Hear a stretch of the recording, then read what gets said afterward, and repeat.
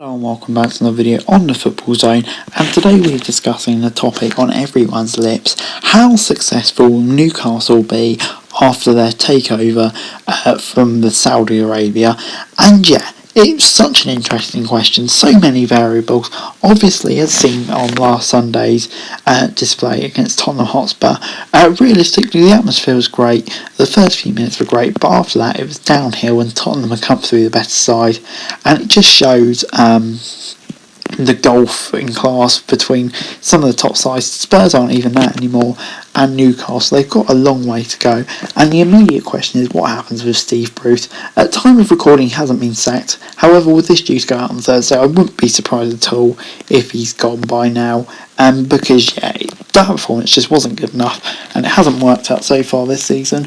But for Newcastle, the immediate priority has to be staying in the Premier League, and that's what we've seen on performances so far this season. That's far from a given. For me, they need to sign a young, exciting manager, but for me, I wouldn't be surprised if they go for a more experienced, short-term option just to make sure they're safe this season. Maybe a few experienced players in January, and then properly go next summer for a massive rebuild with a young manager coming in and really excite the fans and push on towards European football, and maybe even challenge for the Carabao Cup or whatever, because it's not going to happen in the next 2 or 3 years. They're going to be on the level of Manchester City, Chelsea, Liverpool. I don't think any expects that. But yeah, first they need to hire an experienced young manager and really just get rid of all of the problems that club that Mike Ashley's caused, because at the moment they're just not going to be successful no matter how much money they pump in. Because yeah, realistically, would you want, if you were a player who's on the way up, would you really want to join Newcastle at the moment? I don't think you would. So yeah, Newcastle, I've seen lots of players mentioned, the likes of James Ward-Prowse would be brilliant signings.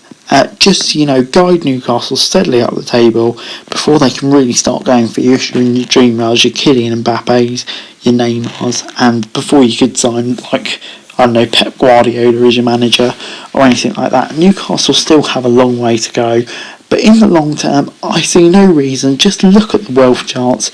10 times more than Man City. Obviously, we don't know how much of that money will go into the football club and whatever, but yeah, it's just absolutely ridiculous, the amount of money they have.